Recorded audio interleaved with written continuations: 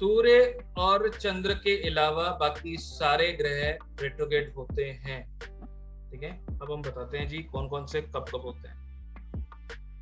सबसे पहले बात करेंगे बृहस्पति। ये साल में एक दफा रेट्रोग्रेड होता है। ठीक है, साल में एक दफा रेट्रोग्रेड होता है, मतलब एक दफा साल में वक्री होगा।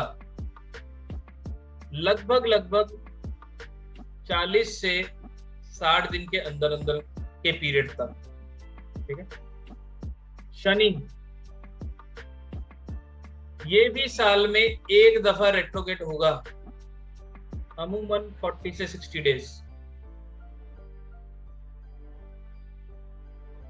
बुध साल में 3 दफा रेट्रोग्रेड होगा, है ना, लगभग 20 से 30 दिन के बीच में, अप्रोक्सीमेट 22 दिन 21 दिन ऐसे भी होता है, अभी देख लेंगे। उसके बाद होता है जी मंगल। एक दफा होगा जी 2 साल में एक दफा, 2 इयर्स, अप्रोक्सीमेटली 2 इयर्स में एक दफा। शुक्र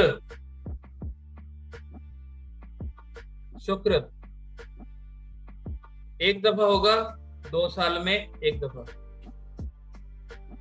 ठीक है, 2 साल में एक दफा होगा।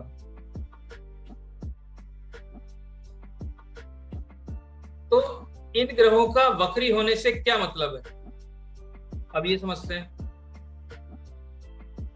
कि जब भी ग्रह वक्री होंगे, ये डेज सब कुछ पता चल जाएगा जी, अभी सॉफ्टवेयर में दिखा दो। ठीक है,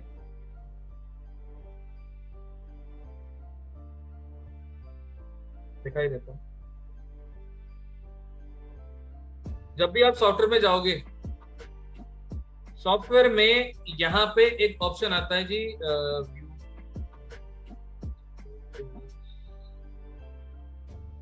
रेट्रोग्रेशन ऑफ प्लैनेट। ठीक है, यहाँ पे क्लिक करेंगे, यहाँ पे देखो दिखा हुआ है कि मार्स टर्न रेट्रोग्रेड इन 30-10-2022। मरकरी देखो कितनी बार रेट्रो हो रहा है, टर्न रेट्रोग्रेड इन 14-1-2022। फिर कब हो रहा है जी, 4-2। फिर हो रहा है दोबारा रेट्रो, कब हो रहा है, 10-5 को। फिर डायरेक्ट कब हो रहा है, 3-6 को। फिर दोबारा रेट्रो कब हो रहा है, 10-9 को। फिर दोबारा डायरेक्ट कब हो रहा है, 2-10 को। ठीक है, तो बुध जो है मल्टीपल टाइम रेट्रो भी होता है और डायरेक्ट भी होता है। ऐसा क्यों हो रहा है, क्योंकि सूर्य के इतने करीब है ना। फिर आगे देखेंगे बृहस्पति साल में एक दफा रेट्रो हो रहा है और एक दफा ही डायरेक्ट हो रहा है। शुक्र हर 2 साल में होगा, ये अप्रोक्सीमेटली हर 2 साल में होगा रेट्रो एक बार। शनि एक बार। तो अगर मेरे को देखना होगा कि भाई 2021 में कौन हुआ था, तो यहाँ पे देखो 2021 में कौन कौन हुआ है। ठीक है, ये लिस्ट आ जाएगी। फिर 2023 में देखेंगे तो 23 में ये लिस्ट आ जाएगी। ठीक है, तो इस हिसाब से 2024 देखेंगे, 24 में देखो ये आ गए। अब यहाँ पे क्या हुआ, मंगल और शुक्र हट गए। ठीक है, तो इस हिसाब से आपको हर साल का रेट्रोग्रेशन पीरियड निकल आ जाएगा, कौन से वक्त में कौन से तारीख तक एक ग्रह रेट्रोग्रेड होता है। अब रेट्रोग्रेशन हो तो गया, अब इसका प्रभाव क्या है। अब आप सोचो, आपके पास एक हीटर है, एक हीटर को आपने वो दूर 15-20 फीट दूर लगा दिया, है ना, तो वहां पे हीटर ऑन है, तो आपको गर्माहट कम आई।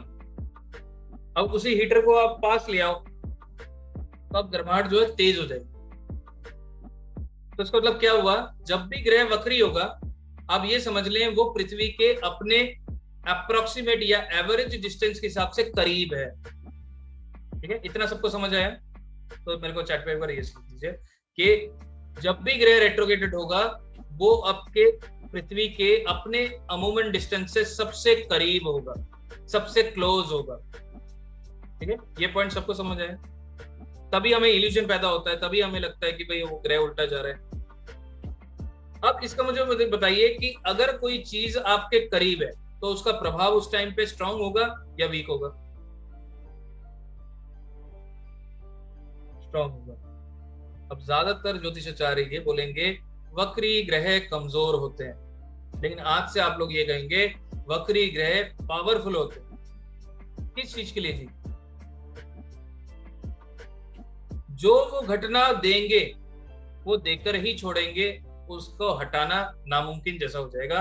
इसलिए कहते हैं कई घटनाओं के लिए वो वक्री ग्रह ऑब्स्टेकल की तरह काम करते हैं, इसलिए उसे कमजोर के रूप में बोला जाता है कि घटना करने के लिए वो कमजोर हो जाएगा। देखो, शब्द में हेर बदल से मीनिंग का ही मतलब बदल जाता है, ठीक है, लेकिन असलियत में वो ग्रह पावरफुल हैं, अपने रिजल्ट वो देकर ही जाएंगे, ये समझ लीजिए आप। अब किसी भी कुंडली में अगर ग्रह वक्री हो तो उसका मतलब क्या है? आप वैदिक ज्योतिष सीख रहे हैं, उस हिसाब से आप समझें, कोई भी ग्रह अगर वक्री होगा, उस ग्रह के रिलेटेड आपके पूर्व जन्म में कोई ना कोई पाप या कोई ना कोई पेंडिंग कर्मा है। कोई भी ग्रह कुंडली में वक्री होगा तो इसका मतलब पिछले जन्म का कोई ना कोई पेंडिंग कर्मा या पेंडिंग पाप है उस ग्रह के कारक तत्वों के द्वारा, ठीक है। तो इसका मतलब क्या हुआ? इसका मतलब ये सिंपल है कि कोई ना कोई आपका एक ड्यूटी है। अगर कोई ग्रह आपका वक्री है तो एक पर्टिकुलर कम्युनिटी या पर्टिकुलर सेट ऑफ प्लैनेट्स के जो लोग हैं उनके प्रति आपकी कोई सेवा भावना होनी चाहिए। वो करने से उस वक्री ग्रह के नेगेटिव प्रभावों में कमी आई, ठीक है, नेगेटिव प्रभावों में कमी आई। अब उसको कैसे देखेंगे? मान लेते हैं, शुरू से ही शुरू करते हैं, बृहस्पति कुंडली में वक्री हो। कितने जनों का वक्री है जी बृहस्पति? चैट पे बताइए।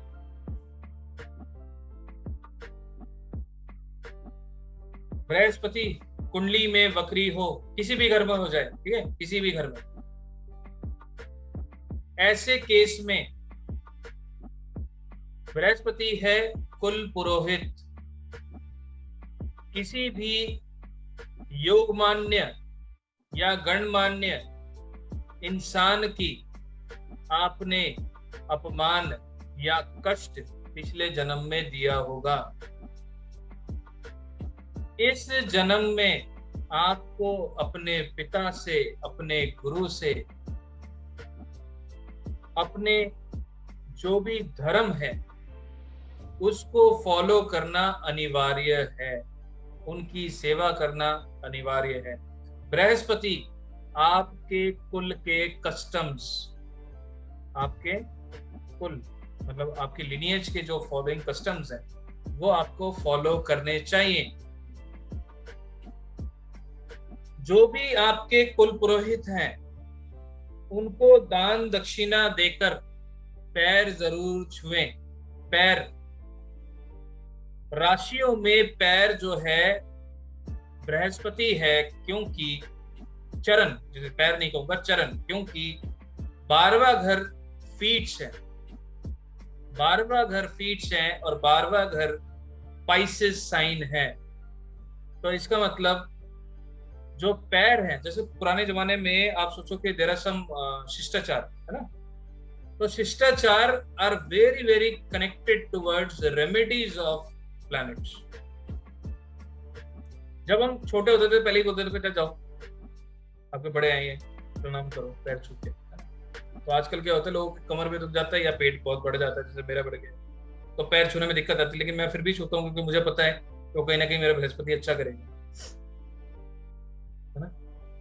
तो ऐसे केस में क्या है, आप अगर किसी के पैर छूते हैं, वो नहीं पैरी पहना टाइप, पैरी पहना जी दूर से कर दिया, है ना, यो वाला एज हो गया ना आजकल, तो दूर से पैरी पहना कर देते हैं, लेकिन घुटने तक ही पहुंचते हैं। लेकिन आपको चरण तक पहुंचना है, मतलब फीट तक पहुंचना है।